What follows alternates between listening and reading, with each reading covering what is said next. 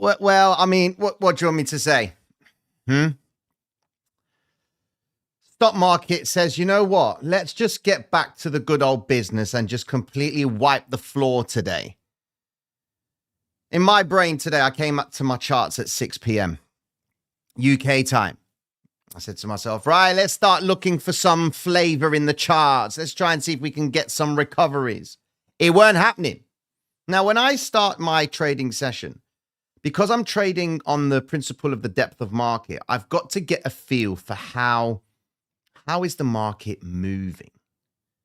You can't just come to the chart and be like, yeah, man, let's just take a trade. That's not how it works. You've got to get a feel for who's winning. Is it the buyers? Is it the sellers, the bids, the offers? Looking at the NASDAQ today, the sell button clearly works. And it's working very, very well. Ladies and gentlemen, the bonds have just shot back up. Investors are running to safety, man. Which grants the question, is it the crash? Or is now the time to buy the dip? The logic with the dip says that if the economy is doing good and we've got a relatively decent labor market, we don't have no problem with inflation, and we chuck in a little war as well. We're always going to have war. But when things are all right, buying the dip sounds like a good thing. And on the idea that we are in a bullish market. But when the idea of buying the dip at the near enough the all-time highs, and then you get a reaction on the news announcements today suggesting that the manufacturing sector has come in lower, giving us the idea that the economy is struggling, not to forget that prices have gone up. Now, if you've been watching the live streams over the last few days, in the sense yesterday and then on the Friday, you'll come to understand where we are in terms of the macroeconomics of things. Lots of NASDAQ 100 hedgers are priming themselves on a drop to the downside. Well, that downside move did come into play today. You're going to see this happening quite a bit this week, ladies and gentlemen. You're going to see volatility like crazy. It's all a macro game. We're done with the earnings season right now. And now the market is reacting to any bit of data that comes out that could compromise the idea of the big rate cuts that the market is waiting for. In tonight's live, we're going to just go through all the markets. We're going to dive into the bonds. We're going to dive into crypto. We're going to dive into the stock market. We're going to dive into the indices. We're going to go into commodities. And we're going to have a look at exactly where we are.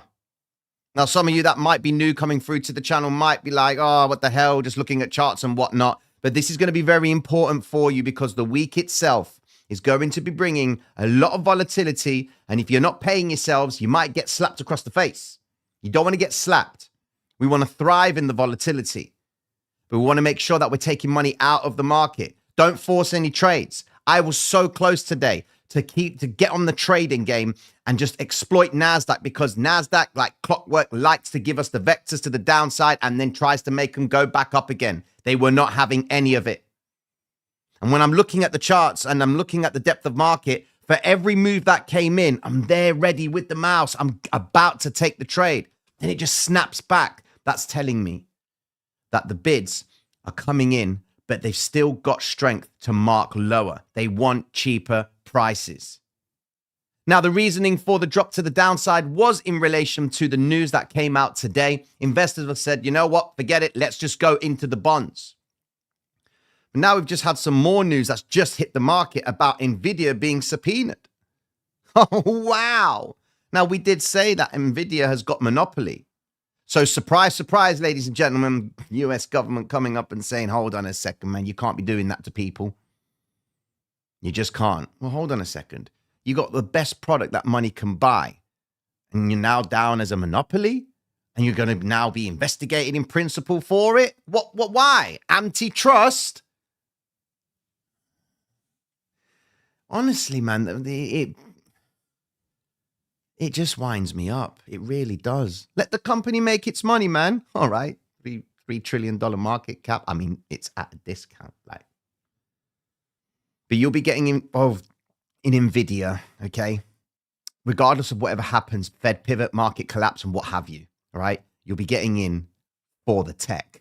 You really are, because they have it, all right? So regardless of whatever happens in the stock market, me personally, Nvidia, I've got not a wild projection, but a valid one. $500 a share, Nvidia. That'll take it to roughly around near the top side of around 4 to 5. Let's be conservative and say $5 trillion market cap. That's what I think it will end up to. I really think it's going to be the asset that everybody has in their portfolios. Shame we ain't got that same mentality with Bitcoin. Speaking of which, Bitcoin has done very well today.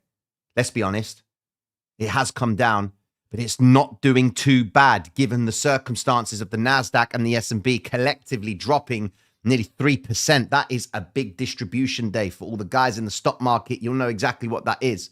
A distribution day is effectively a selling day, where the assets that trade or the indices that trade below -1% tells you that there's a lot of money that's leaving the markets.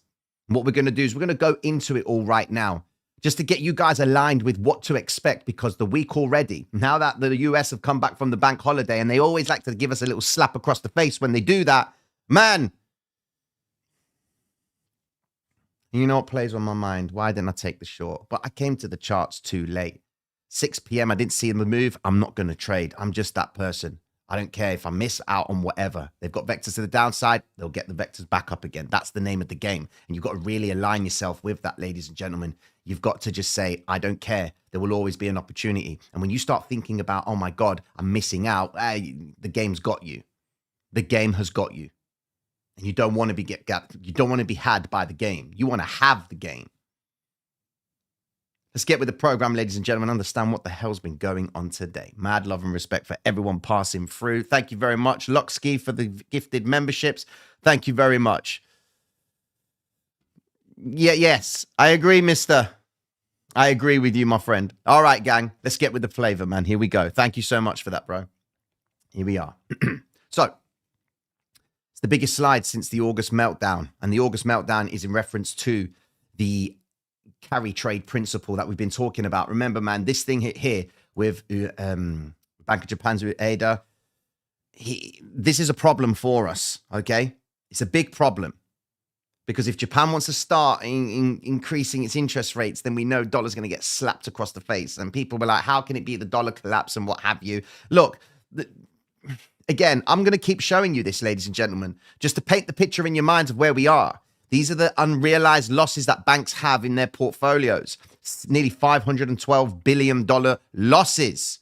All right? And we're going into effectively the final quarter. This is a problem. This is an issue.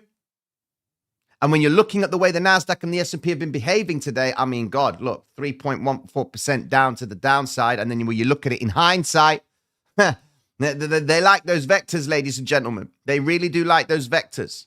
But this is what we're looking at on the 1 hour time frame. When you go over to the daily time frame, the logic of buying the dip could be something that could be happening. We haven't actually taken a significant low right now. We're just in limbo. They've come up and taken some of the vector candle recovery points. Could this suggest that they're getting ready to do that again? Now, for anybody new that's passing through, the vector candles are the ones that you see in front of you. That's the red vectors, red candlestick, green candlestick, violet, and the blue. All right, this is a moving average right here with the cloud. So it works on the principle of a volatility band. It's the 50 EMA.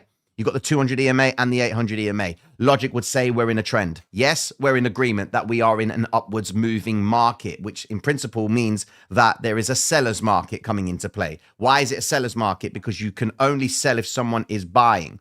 Okay, and you can only buy if someone is selling. So people that are buying this rally to the upside are being sold to. Now we're looking for the idea that they're going to stop selling to those people, and then we're going to see the markets correct, because we are heading into what is called a Fed pivot, where the Federal Reserve changes its monetary policy, and then that usually and historically leads to corrective moves to the downside.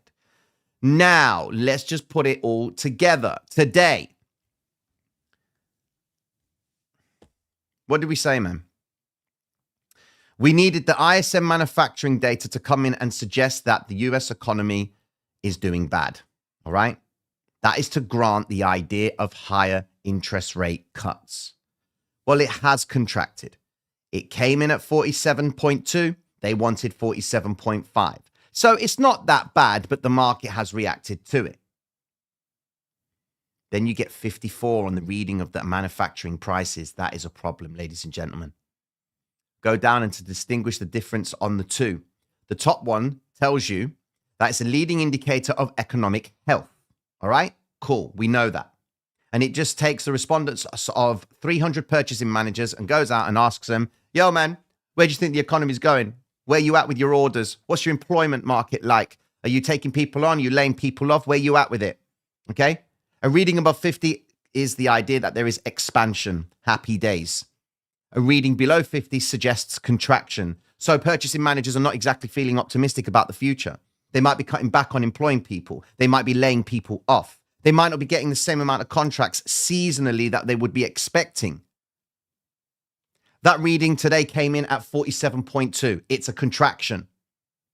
And as you can see, the manufacturing sector has been up and down between the 50.3 since April the 1st and going into the day's data today at 47.2. Higher than what it was, but lower than what they wanted. Now, that's fine, because this is a reason why the Fed will cut the interest rates aggressively. Now we go into it and look at the manufacturing prices. This is a problem. It's a leading indicator of consumer inflation. So when the inflation goes above, or should I say, if the reading comes in above 50, that means prices are rising. And below indicates falling prices. Well, what have we got? We got 54. They wanted 52. We've got 54.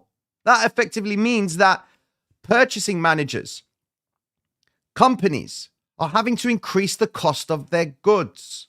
And that's going to get passed on to the consumer. The great news, ladies and gentlemen, is consumers don't have to worry about oil because oil's taking a significant move to the downside and a wonderful move at that. So oil is cheaper in principle. And you know what? I'd like to know if oil is actually cheaper for you guys across the board, depending on what state you're from and wherever you are in the world. I'd like to know if you are actually paying cheaper oil. So we don't have to worry about oil's prices. But now that we've got this story here suggesting that there has been an increase in the manufacturing prices, well, ladies and gentlemen, this has to be created. It gets manufactured. That means it gets sold. And when it gets sold, the cost to do business or make sure that these keep on being made and keep on getting consumed, they have to mark it up to a specific price. And as long as the consumer is taking that, they will keep increasing their prices, which means that we have got a bit of a problem going into the next set of data for next week.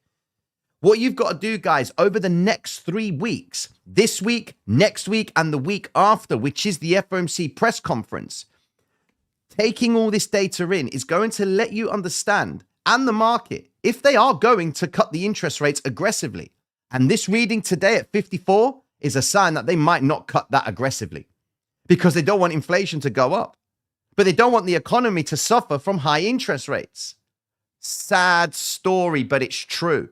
And today's behavior in the marketplace with the NASDAQ kind of represents that. So then we go into the idea, all right, Tino, cool, we get it, bro. Like, it might be a bit of a problem, but hold on a second, wait there for a minute. That's just the manufacturing data. Tomorrow we're getting the data regarding the JOLTS job openings, and this was changed from 8 million, and it's now 8.09. So it's been revised higher. What are you revising it higher for, man? You should know the data, and you wouldn't have told us it was 8 in the first place. Doesn't make sense. You've got the Bank of Canada effectively giving us its interest rate. They're expecting to cut their rates. 50% of banks worldwide are cutting their interest rates. The US is yet to cut. But the Japanese are the only ones increasing. Now, we're talking about the trifecta of big banks right now, okay? The main banks, euro, pound, okay? They've cut their interest rates. The dollar is still yet to cut. But the Bank of Japan is still holding out after they increased the interest rates on July 31st, okay, of this year. Now they're letting us believe that it could be something that they could continue doing going into the end of the year. Not a good sign. The data that comes out tomorrow, ladies and gentlemen, is going to let us know if the economy is doing good. Why? Because if there are more job availability, then happy days. That means that the economy is doing fine. So does that mean they're going to get the interest rate cut? Yeah, it does. But the problem is ISM manufacturing prices could be a trigger to make them believe that we're not going to get the bigger rate cut. That's the problem we've got. So regardless of whatever this data is, the market may react to it. To top it all off, with regards to what's happened with Nvidia, you may or may not know, Nvidia's now got this problem with the Department of Justice suggesting that they are now going to subpoena them because of their dominant position in the marketplace. I'm sorry, bro. Why are they getting all messed up with it? Escalating antitrust probe. The idea here is it says antitrust officials are concerned that Nvidia is making it harder to switch to other suppliers and penalizes buyers that don't exclusively use artificial intelligence chips or its artificial intelligence chips. I'm sorry, but let me just put it into perspective. If I create a product that no one else has created, or I create a product that is better than everybody else's, why does that make me subject to investigation? Or potentially, it says here that the government is going to probe a step closer to launching a formal complaint. What the hell is that? What is that? It doesn't make sense. Now, investors that see this, they might think this is a good thing because that pretty much solidifies that Nvidia's got the market.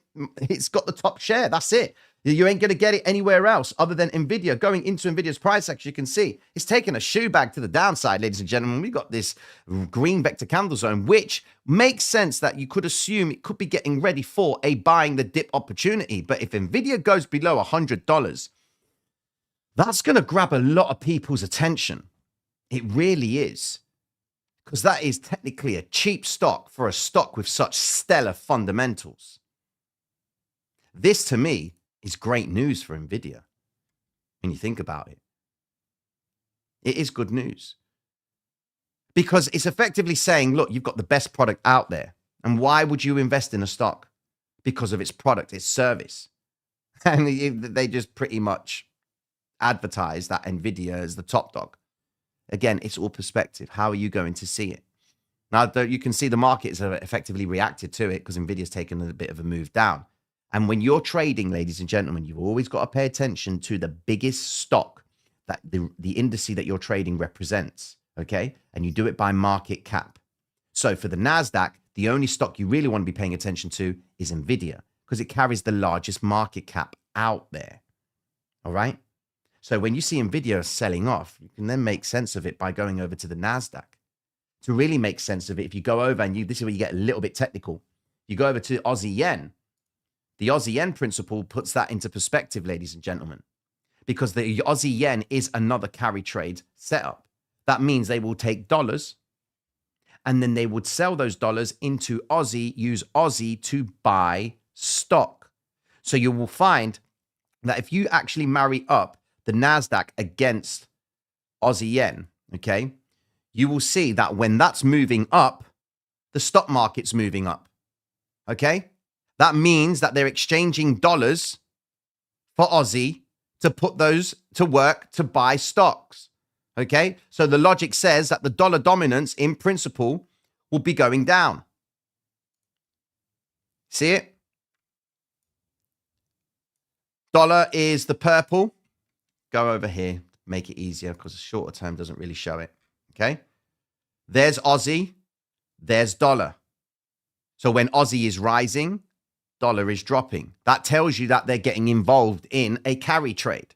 Right now, the Aussie itself, Aussie yen, is actually pulling back. So then that would make sense that they are effectively getting rid of certain positions, okay? So when you look at Aussie yen, it's pulling back. We go over to dollar, you can see that the dollar itself is moving back up. And that's a problem because they're going into the bonds. They're scared. They're getting scared. Now, I was asked a question in the Discord about the bonds and the yields. Just to put it into perspective, there's effectively a supply of bonds that are available to be purchased.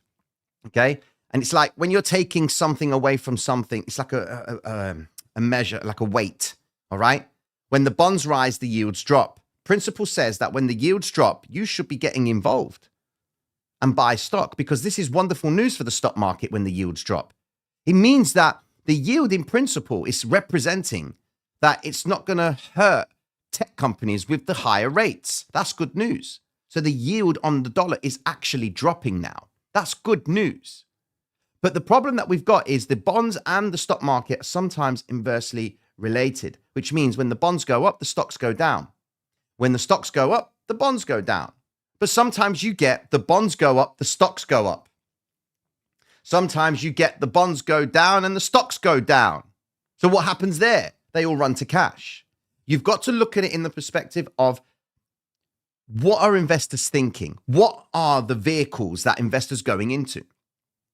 So that means if you've got a vehicle such as dearly beloved Bitcoin, okay, take your logic of Bitcoin as a cryptocurrency, the future of money, okay? Now park that aside, okay? Just put that to the side and say to yourself, you know what? I like Bitcoin, but I need to understand it in the principle as a vehicle. What does it allow me to do? You've got the US bonds and then you've got Bitcoin. What is Bitcoin? It's very volatile. Market cap, dead. It's low, very, very small in comparison to the bonds. The bonds is a very liquid marketplace, all right? So what comes with each? Bitcoin's high risk, speculation, all right? Now you might see it as a store of value, but its volatility is crazy for some investors. So what do? They go over to the bonds, because the bonds doesn't really carry that much volatility, but it's a safe haven. So that's low risk. So Bitcoin means risk savvy, get on with the flavor, let's make some money. The bonds market is effectively, right, let's calm it down right now. Let's take a step back. I don't want to invest too much. I don't want to take on too much risk because I want to diversify my portfolio and wait for the next opportunity to start buying and selling. Okay? Now, the idea is that if the bonds market is going up, but the stock market is going down, investor sentiment is starting to change about the future. But the issue that we've got, guys, is the bonds market has been very volatile as of late. So just look back, look at these swings. This is not right for the bonds market. It just shows you the inconsistency of investors. 1 minute they're scared, the next minute they're not. Okay? And when you see this up and down behavior, the bonds are starting to behave like Bitcoin. Us guys in crypto, we're cool with Bitcoin's up and down volatility. It's part of the game. But a bond investor's looking at this and he's like, bloody hell. Because he isn't moving a few contracts, ladies and gentlemen. They're moving hundreds of millions of dollars. And this volatility is showing the instability of where investors' heads are at with the marketplace. Plus the doom and gloom of Japan. Now, I'm not here to say, get ready to sell everything, ladies and gentlemen, because in the live earlier, we were talking about the dollar crashing, okay? The thing is, dollar can crash and it can just shoot back up. They will not let it crash. Look at BRICS, okay? Take the idea of BRICS. Everyone involved in BRICS, okay, that want to create their own currency and come away from the standard of the dollar and start buying oil in other currencies, okay? All of the guys that are arranging that, where do you think their wealth is held? It's in dollars. And anyone out there tells you otherwise, it isn't, because what's the rate of return on holding a Russian bond? You ain't getting nothing, bruv. A South African one, dead, is nothing in comparison to what? The dollar. So as much as you might see, yeah, BRICS is going to rip up the dollar, this is going to happen, it's not, because all of those involved in it have got money tied up in the bonds. And that's US bonds at that. So when we look at the charts, ladies and gentlemen, especially Bitcoin, we then say to ourselves, well, what does this leave us with? Well, given today's price action, Bitcoin has done relatively well. It has made a move back down to the downside, but it's only come back into where it was last week. So we're not really concerned about that. From a holder's perspective, by looking at the daily time frame, everyone's been asking, is now a time to do DCA? All right. Well, look, we're exactly in the same spot as we were before. DCA, if you're not seeing Bitcoin moving up and down in sort of a trend-like move, then DCA doesn't matter to you because you're still stuck in this range with Bitcoin. And the range that we're talking about is the high and then this significant low right here, okay? So if we just say, let's just not include that wick for the nature of demonstration, you're working from 53,000 to 73,000. You've got a 20K range in principle to buy Bitcoin up. Now, everyone's just waiting for Bitcoin to just make a significant move to the upside. That's what they're all doing. That's why everybody asks Bitcoin up, Bitcoin down. Okay? Are you wanting it to go down for you to buy it, or are you wanting it to go up because you're scared that you're losing money on the Bitcoin move to the upside or to the downside? What is it? Okay? Again, are you a collector of Bitcoin, or are you actually here to make money on the game? Because if you're here to make money in the game, then it serves you to understand what the bigger players are doing with their money in the bigger picture. All right? We're going into probably one of the most significant changes in the marketplace, and the Fed is struggling. It's struggling to work out how it's going to handle the data that's being put out. Do I believe this data? Nope, I do not believe this data for one bit. Ladies and gentlemen, where is it? What data? I think it's the Michigan. The University of Michigan has been commissioned to go out and extract the data. I think it's the consumer sentiment. Here we go. There you go. University of Michigan is going to go out and find out about what is the consumer sentiment. So a few dudes from the University of Michigan, okay, are like getting ready to go out on a Saturday night. Yo, bro, what we doing this week coming into the new week? Oh, we got to get that data for the Fed. What? The consumer sentiment? Yeah, man, just go down to the halls of residence on the other block and just ask 300 of those people or 500 of the guys, duplicate the data and, just make it look kind of good and we'll send it off to them. Yeah, man, no worries. They're students, ladies and gentlemen. That's giving you the data. That's the joke. It's students. They cover it with the University of Michigan, and it's like lecturers and the guys in finance that are doing it. But please, I stand to be corrected if that is the case. All right?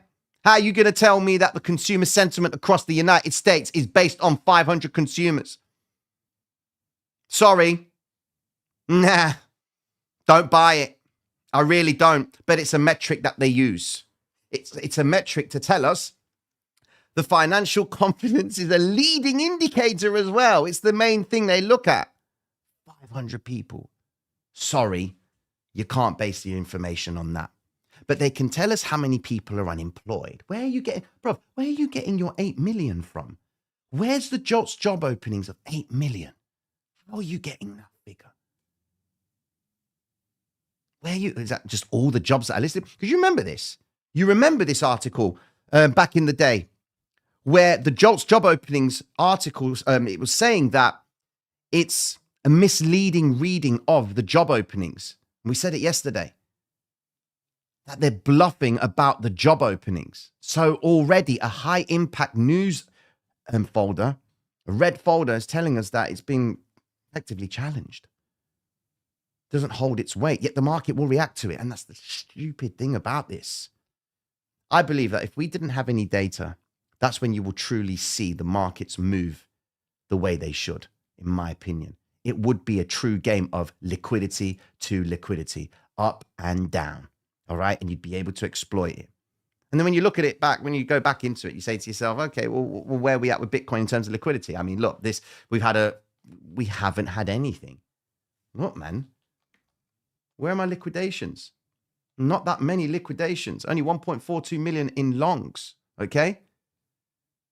Fell for the trap on MES futures on the 15-minute blue vector 559, looking for retrace. Thank God I was trading light, cut my losses quick. Any tips to avoid this kind of trap next time? Okay, spoke about it just at the start of the live stream. So here is an example. This is what I'm looking at, okay? So in front of you is ExoCharts. This is a new computer I'm working on. I haven't got everything that I need on it, okay? But the best way I would get around it is, here's an example right here, okay? This is the NASDAQ, and I'm using the TPO, time price opportunity, all right? Now, there are various relationships that you'll find with the TPO chart itself, where this is like a volume profile, okay? And it tells you where is value. Gray area is value. Blue area is high value or value area high, unfair high, and unfair lows, okay? And it's based on the work of I can't even say his name, Steidermeider, something like that. I've forgotten how to say his name, okay? But his work suggests that when you see this TPO, okay, time price opportunity, There are things that happen every 30 minutes, okay, in terms of the time price opportunity, all right? And based on the way the profile is behaving, okay, it's going to give you an insight into what could be developing, okay? So if we take the same logic and look at Bitcoin, this is what Bitcoin's TPO looks like. And after doing the research about it and what have you, I found that the majority of people that talk about volume profile and when they use volume profile, the best thing for you to take from it is the concept of the average of value, okay? So let's just look at this for a second. This is Bitcoin right now. We would all be in agreement that this red line right here, that's the point of control in principle on time price opportunity charts, okay? I'm answering your question, London's falling, just to help you make sense of it. Look at the red line. It's going right, right, right. You see, it's all relative, okay? But you see that they've gone up, they've come down, they've gone up, they've come down, and price tends to go back into that zone. It is volatile, but they tend to go back into the point of control, which is where there is an agreement that value has been negotiated and there is an agreement that we are happy to transact at that point, okay? When you see price making a bold move to the upside, there's only a few handful of people up there that are like, yeah, man, just give me the flavor. I'll buy, I'll buy, I'll buy. And the other guys are like, I'm selling, I'm selling, I'm selling. And it only happens for a short period of time, which is why you tend to see that the volume profile always on value area high and low is never going to be more than what the value area is, unless that becomes the bigger value area. So that means there'll be a complete change. This gray area, which is value, would effectively be up here as a gray area because value has been agreed at that point, means that there's more people at that top zone that are agreeing that they're happy to pay for prices at that top tier, okay? But what you're seeing here with Bitcoin is they're happy to pay for Bitcoin in these gray areas, which is where the point of control sits. All these whips up and down is just the market navigating liquidity, taking out stops, trying to test if they can get value up there. That's why you've got Bitcoin rejecting significant areas, because historically, when you go back, you look at this. I don't have the full data, but if you go back and look at this, you will then look at it and say to yourself, okay, let me just take the nearest or one of the highest areas of value, okay? So if you take this, go across the chart, all right? So you can see it. This area here was a significant area Bitcoin reversed from, which was the 61,441 zone. It dropped, okay? Then it came back up into that zone. It dropped again. Come back into that zone and then dropped again. Succeeded that range for a short period of time to only then come back down aggressively from the same zone that it dropped from. Now we go into the chart and we see that that same zone is what triggered the same behavior. It dropped down again. And then we tried to see Bitcoin come up today and it hasn't made it quite into that zone, okay? Now let's just flip it on its back, because we're looking at this from the perspective of high value area highs, okay? You can see there are lots of value area highs. There is some value areas, but the majority of the movement that's happened is because of value area highs. That means there's people paying high prices, but only for a short period of time. Okay, look at the lows. Take the lows, and you've got more value areas in principle that are linking up with points of controls. Do you see many points of controls in that area? You don't really. But in this area down below, you see there's more red dotted lines. See those red lines? They're all marrying up to an agreement in price. So the idea is that when you see price at a specific point, answering your question, London's falling, when you see price that is trying to gun for an area of value, okay, where they can engage in continuous price action and agreement between buyers and sellers, you can make the assumption that that could be an area of accumulation. So the next thing that you're looking for is price to try and come away from that zone. The more time they spend in a specific area and not break away from it. So if you're looking for longs and they keep on moving price lower, but they don't actually go lower, they just sweep lower and come back up, you're starting to build a profile that in that area, the bids are being engaged and they're buying up at any opportunity they can at a discount. And then they bring it back up into the range just to keep price in this zone. Now, people are going short at this time. So those bidders are picking up those contracts, buying off the sellers, okay, and then bringing price back up again. And then it just keeps on doing this behavior, which is what you've got Bitcoin doing here. Now, when you take that same logic and look at the S&P, well, the S&P and the NASDAQ today completely just ripped the ranges to the downside. The logic of value only on these last few days had been in agreement. Look, the value was going up. There seemed to be an agreement. Then news announcements came out today and kind of scared investors. Where there was originally value, they actually went and collapsed it all the way to the downside and completely just ripped the range. So when you come to the chart, London's falling, you've got to look at the chart and say, where are the bids? Where are the offers in terms of the psychology? In the sense, what are you seeing happening? Do you see bids coming into the chart? Price goes up, then it comes back down at speed. That to me is weakness. Bids come in and then price starts to rise, they pull it back. And when you're trying to capture reversals, you've got to wait for the bids in principle to do the following thing. You've got to wait for price when it's dropping, okay? The retrace back up. For the second attempt it comes down, it needs to look like it's a weak move. And you'll see that with the candlesticks and the depth of market and exo charts and whatever other programs you may be using. You will see it. There are things called, when I trade the NASDAQ, there are some things that happen in the NASDAQ that if anybody knows about the NASDAQ itself, that you might not necessarily see on a candlestick, but you will see it when you're looking at it in exo charts, okay? I'll give you an example. You go over to exo charts, if you do have it, it doesn't matter if you don't, and you pull up the tick chart. The tick chart represents a different candlestick. This is not based on time. This is based on the number of contracts that are being picked up. So for every 1,500 ticks, that's effectively going to give you the idea that if it finishes negative, there were a lot of bids being hit and price traded lower. If it's positive, 1,500 ticks, that basically means that there's lots of guys selling, offering out, okay? I'll answer your 80K Bitcoin. Now, what you're effectively looking for in the NASDAQ is pauses. When those pauses come into play, you'll always come to the chart and be like, I wish I could have grabbed onto that vector or that candlestick and the move to the upside. I wish I could have caught that candlestick. You might have caught this candlestick here. You've got to look at the candlesticks. You've got to look at the orders that are coming in, and you'll see there'll be a pause because this is live data that comes in. And I ain't talking about a pause because your internet is dead. You'll just see price. It'll be moving, moving, moving. Then it just pauses. That pause is either a bid trying to plow in an order at a specific price. And if you start seeing the numbers here holding and price isn't moving, but they are increasing, that's even better for you. It will only be visible to you when you're watching it. That's what you got to look for. And this is what NASDAQ was doing all day today. It was coming in, giving you the illusion it was going up to come back down again. And every time you saw the candlestick drop, it moved down fast. That told me that the bids were not done.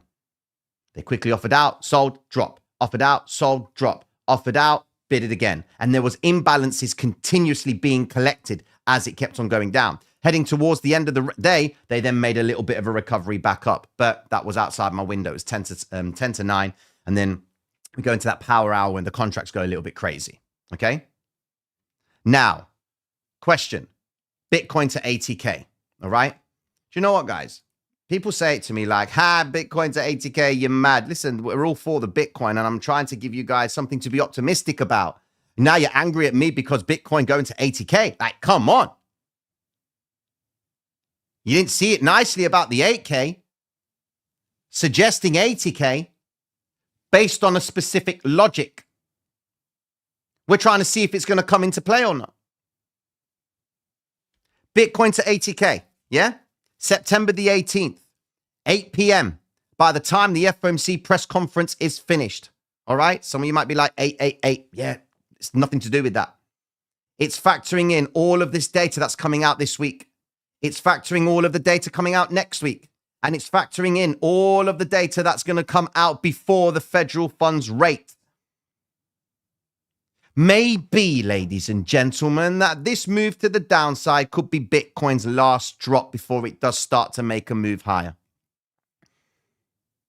Sorry, shall I talk about Bitcoin dropping? Which one do you want, ladies and gentlemen?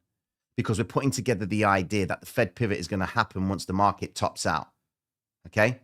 Does it look like it's topped out already? All right, NASDAQ has taken a bit of a tumble to the downside. Don't get it twisted. All right, but it's nowhere that it hasn't been before. All right, and it hasn't broken a significant range, so that's fine.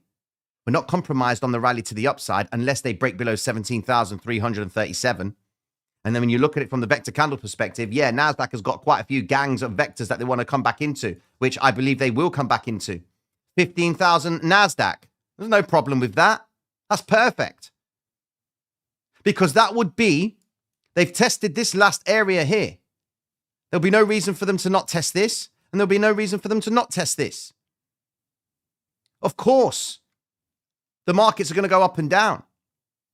But Bitcoin is the only time, and I'll say it again, this is the only time Bitcoin has stayed at its all-time high range for the longest period of time. Let me do something. Wait there. There is an article, right, that says this time Bitcoin will hit 100K, something to that nature.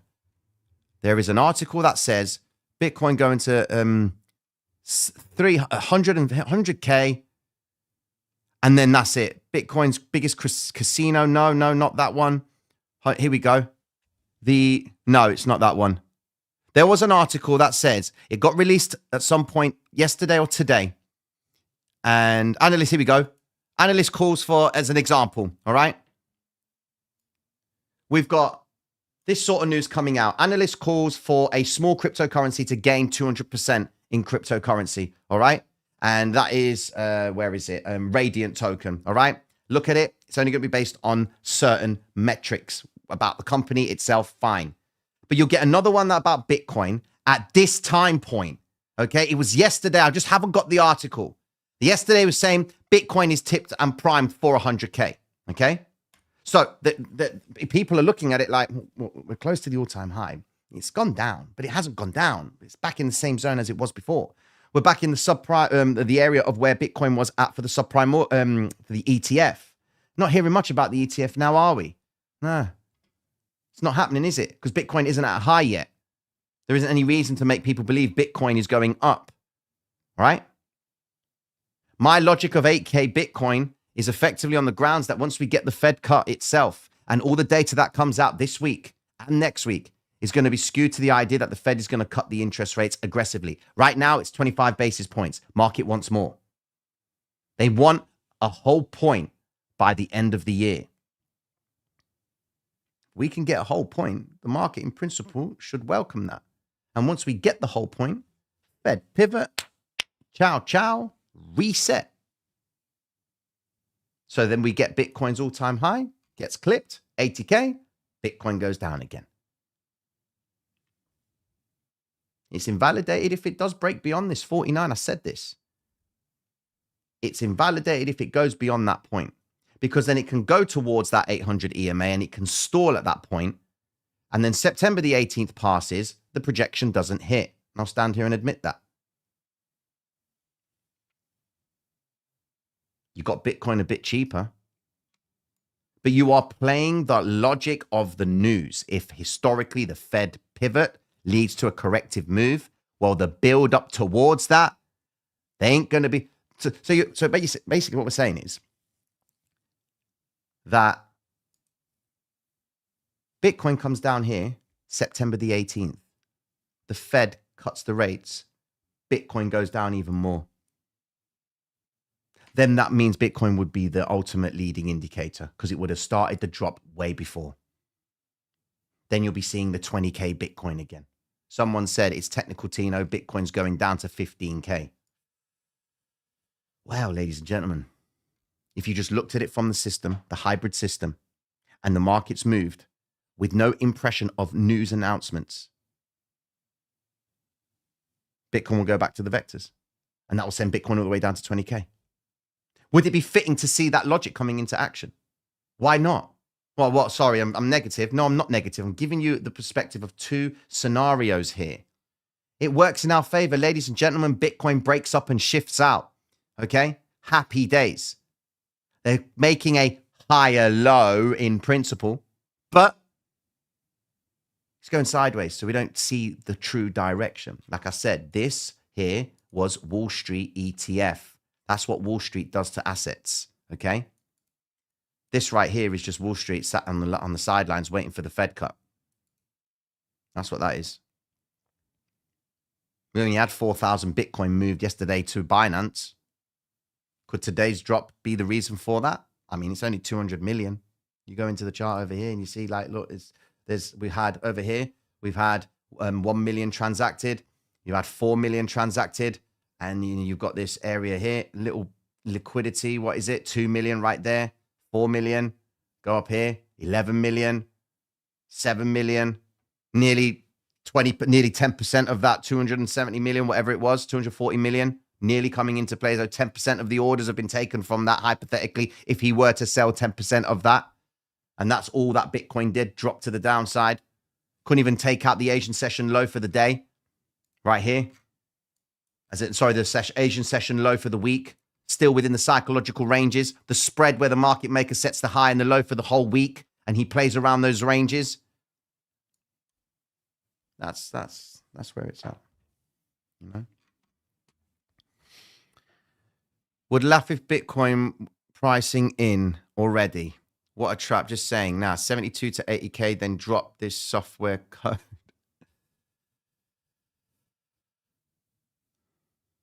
Yeah, you should, as a trader, you should cover both sides, not marry a bias and wreck your followers. Listen, man. People get angry if I mention Bitcoin to go lower, but you want to pay cheaper, yeah? You want to own a bit of Bitcoin and pay less for it. So why would you not welcome that? That's what baffles my brain. The problem is when this crash happens, banks will freeze your cash and no purchase will be available for an average Joe. It's a trap to get Bitcoin from peeps. I get that. And then they're going to limit you from using the Bitcoin. And then you're going to have to start going to like back streets and be like, yo, man, can you get me a coffee, please? Yeah, what's your Bitcoin balance? Just let me get some coffee, man. I know you got a bit of fear. Just get me some coffee, bro.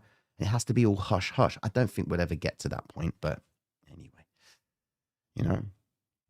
What about we go down, get good pivot, and we go up? That's what you're looking for. The Fed pivot historically brings lovely reversals to the upside after the pivot has been done. It corrects, and then it comes back up, ladies and gentlemen.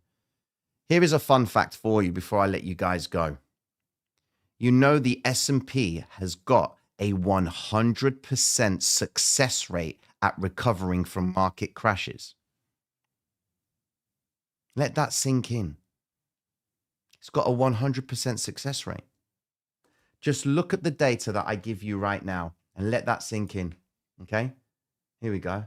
Oh my days, S&P, you funny dude. Let's go on the daily time frame. Let's just kill this.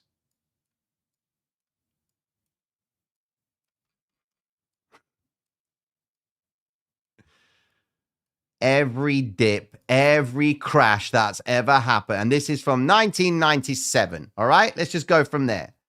Market moves up, it crashes down. Nice bearish market. Recovers all the way back up, crashes down. Recovers all the way back up, down. Recovers all the way back up, comes down. Up she goes. Another gang of crashes over here, makes an even bigger recovery. Crashes here, makes an even bigger recovery. A little Japanese yen trade crash, and then up it goes again. This is the asset. 100% win rate, ladies and gentlemen. It never loses over time. We live in a consumeristic state, ladies and gentlemen. People always like to spend money. People always want to do it. And that's why the markets will continuously keep on climbing. You never thought Bitcoin could get above 100. Bitcoin will keep on climbing. But because people put a timing aspect of it, because they want things done yesterday, they want to make money yesterday or last week, last year, a century, 300 years ago.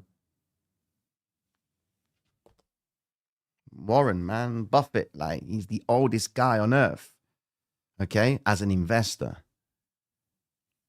To him, this is legwork. It's nothing. He knows what's going to happen. It's just going to go back up because money's still going to be printed, man. That's the name of the game. If you've enjoyed tonight's live stream, ladies and gentlemen, you want more information, head over to tradersreality.com where you get a little bit more flavor about how to use the hybrid system. Other than that, ladies and gents, I hope I can get your brains working with something.